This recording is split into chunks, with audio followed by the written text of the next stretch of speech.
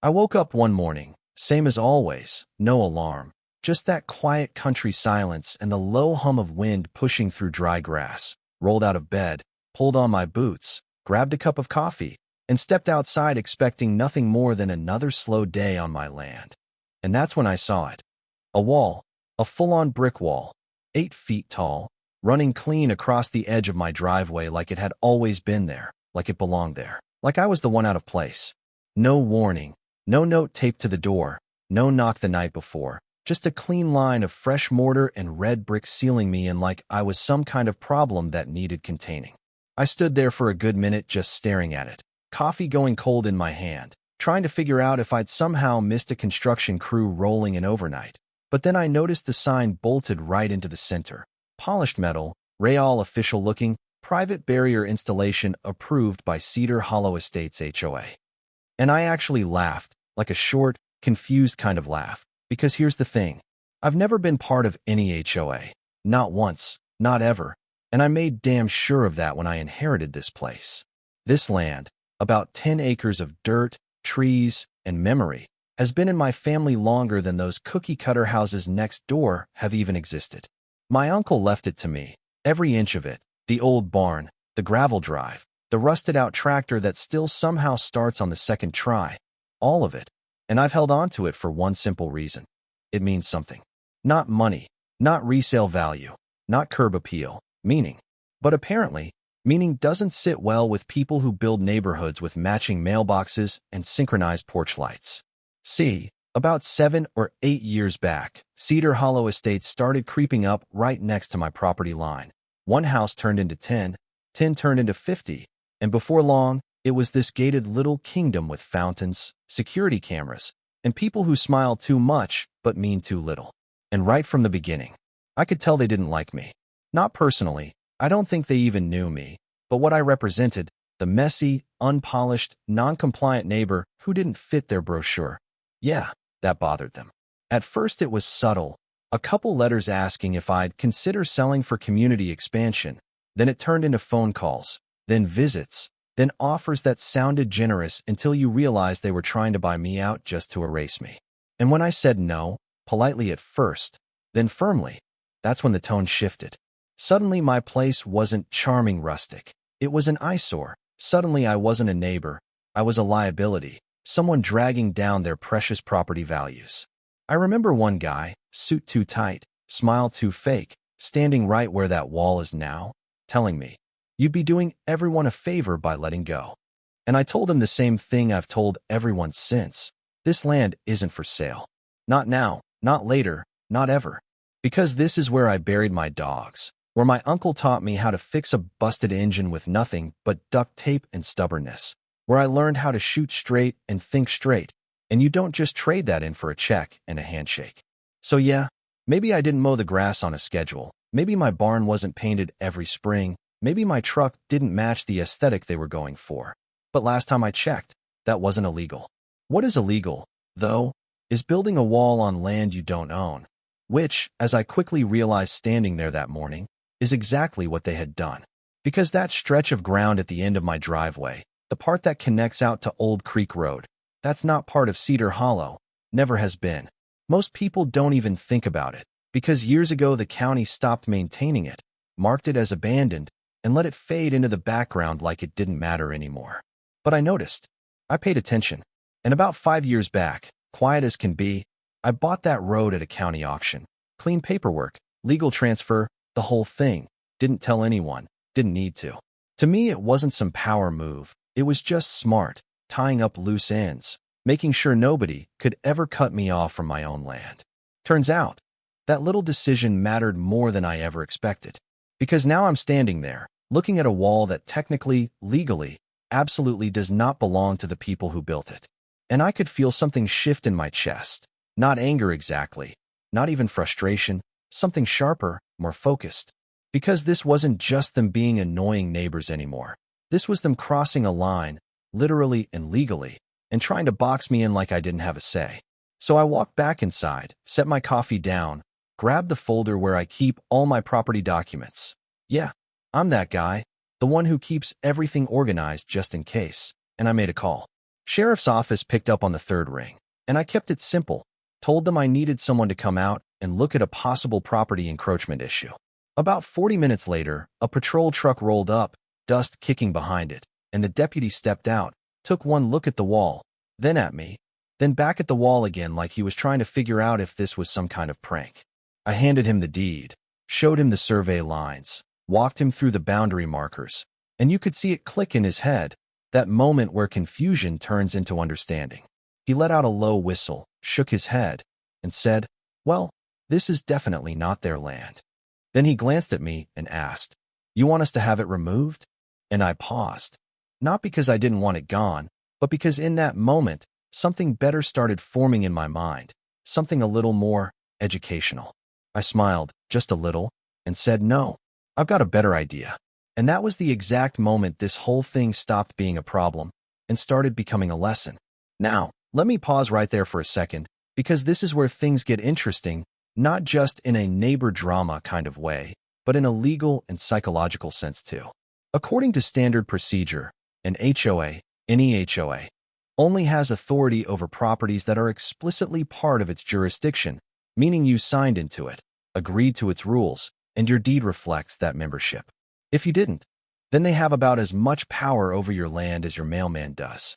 From a legal perspective, what Cedar Hollow's board did wasn't just overstepping, it was textbook encroachment, building a permanent structure on land they do not own, which opens them up to fines, forced removal, and in some cases, serious civil liability.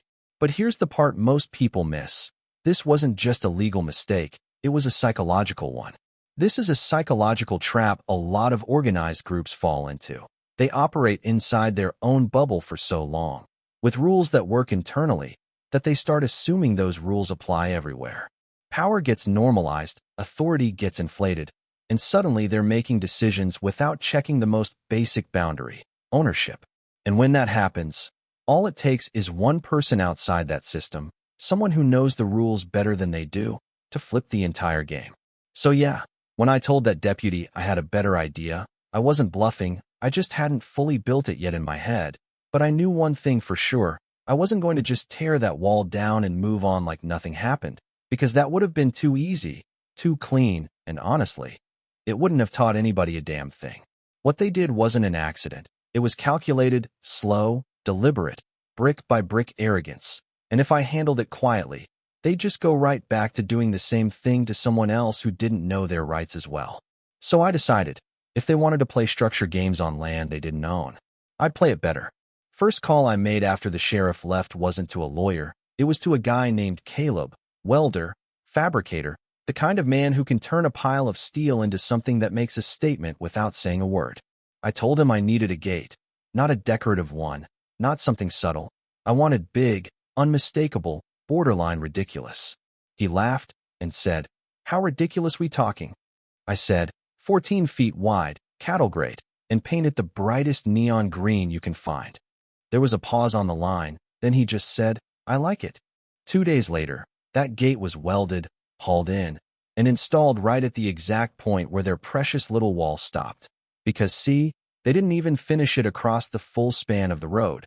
They couldn't, because that section was clearly outside their reach. Or at least it should have been. But now it was mine to define. We bolted it into place, reinforced posts sunk deep, hinges that could hold the weight of a truck, and right across the center I had signage mounted, clean, bold lettering, private road. And no trespassing, toll access only. And yeah, I knew exactly how that was going to land. But I didn't stop there. Because a gate alone? That's a message. A system? That's control. So I called in another favor. An old friend who used to manage a short-track racetrack a couple counties over. The place shut down years ago, but they still had equipment sitting around collecting dust. One of those things was an old toll booth, scratched up, faded paint, but structurally perfect. We hauled that thing out, set it right in the middle of Old Creek Road, positioned it so there was no way in or out of Cedar Hollow without passing directly through it, and I wired up the basics. Nothing fancy, just enough to make it clear this wasn't some joke installation. By the time we were done, it looked official enough to make people hesitate, and that hesitation was all I needed. Next morning, and I mean early, just after sunrise, the first wave hit. Residents heading out for work, coffee in hand, probably thinking about emails and meetings and whatever else fills their neat little schedules. And then boom, brake lights. Confusion. Cars lining up one after another as they realized that their usual smooth exit had turned into a bottleneck. I was sitting in a folding chair off to the side, boots up on a cooler, just watching it unfold, sipping coffee like it was the best show on TV. First few drivers tried to edge forward, looking around like maybe there was a detour, maybe someone would wave them through, but there wasn't. There was just that neon green gate and a sign that didn't leave much room for interpretation. Took about 20 minutes before the line stretched far enough back that people started getting out of their cars, talking, pointing, frustration building like pressure in a sealed container. And right on schedule, here he comes, Daniel Mercer, HOA president, self-appointed king of Cedar Hollow, the same guy who once stood on my dirt and told me I was lowering his community standards. He came marching down that road like he owned the air he was breathing, clipboard tucked under his arm, sunglasses on even though the sun wasn't fully up yet. You know the type. He didn't even acknowledge the line of residents behind him, just walked straight up to the gate and looked at me like I was something stuck to his shoe. "What the hell is this?" he snapped, voice sharp, controlled, but you could hear the crack underneath. I didn't rush, didn't stand up right away, just took another sip of coffee, let the silence stretch a second longer than he was comfortable with, then said, "Morning." That didn't help his mood. "You can't block access to our neighborhood," he shot back, stepping closer, like proximity alone would give him authority. And that's where I stood up, slow, deliberate, reached into my back pocket, and pulled out a printed sheet, clean, organized, very official looking, and handed it to him. "Toll schedule," I said. He looked down at it, eyes scanning, and I watched the exact moment it registered. Residents, $300 per month. Guests, $15 per entry. HOA board members, $750 per month, non-negotiable. His face didn't just turn red, it tightened, like he was physically holding himself back from saying something he couldn't take back. "This is absurd," he said, voice louder now, enough for the people behind him to hear. "You don't have the authority to do this." And that's when I leaned in just slightly and said, calm as ever, "Actually, I do." I could see the confusion flicker, just for a second, because up until now, he was operating on assumption that his system extended beyond its borders, assumption that I'd fold under pressure, assumption that I didn't know what I was doing. So I pulled out the deed, same one I showed the sheriff, and held it where he could read it. "This road? Mine. Bought it 5 years ago. County auction. Fully legal." I let that sit. Let him process. Behind him, you could hear murmurs starting, residents whispering, checking phones, piecing things together in real time. "And Daniel?" He shifted gears. "Fast. We'll have lawyers on this by noon," he said, trying to regain control. "You're opening yourself up to serious consequences." I nodded, like I was genuinely considering that. "Good," I said. "They'll appreciate the documentation." And that's when I pulled out my phone and showed him something else, aerial drone footage. Clear as day. His crew. Their trucks. Brick by brick construction happening on land that wasn't theirs. No permits posted, no boundary checks, just pure assumption turned into action. "Already filed a trespassing report," I added, still calm, still steady. "And I've got copies of everything ready to go." That's when the balance shifted. Not loudly, not dramatically, but enough. Because now it wasn't just me versus him, it was facts versus ego, and facts don't bend. But I wasn't done, not even close. Because the real move, the one that turned this from a standoff into a full collapse, happened later that afternoon. I went home, sat down at my kitchen table, and started putting together a packet. Simple, clear, impossible to ignore. Photos of the wall, copies of the deed, screenshots from the drone footage, a timeline of events. And at the top, a letter, not angry, not threatening, just direct. Explained everything. What the HOA had done, where they crossed the line, what it meant legally, and most importantly, how it affected the people actually living there. Then I made copies. A lot of copies. And I mailed one to every single homeowner in Cedar Hollow. No middleman, no filtering, straight to the source. Because here's something people forget. HOAs don't exist in a vacuum. They're run by boards, sure, but those boards answer to residents. And residents, they don't like being kept in the dark, especially when their money is involved. 2 days later, the shift was undeniable. You could feel it in the air.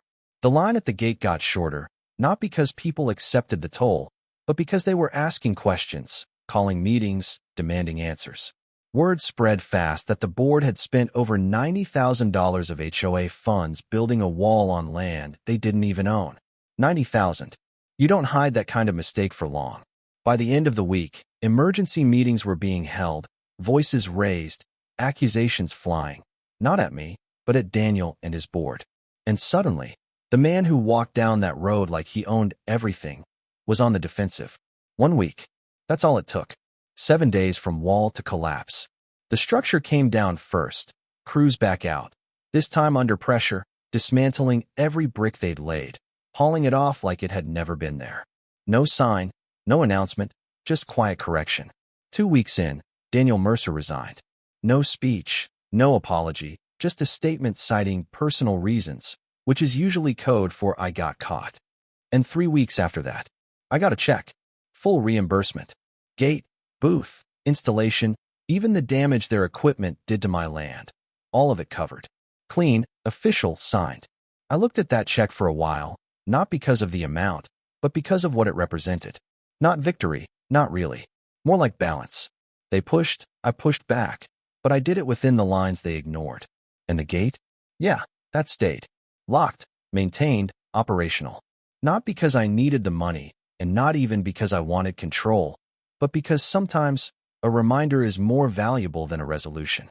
Every car that passes through it now knows this road isn't part of their system. It belongs to someone they underestimated.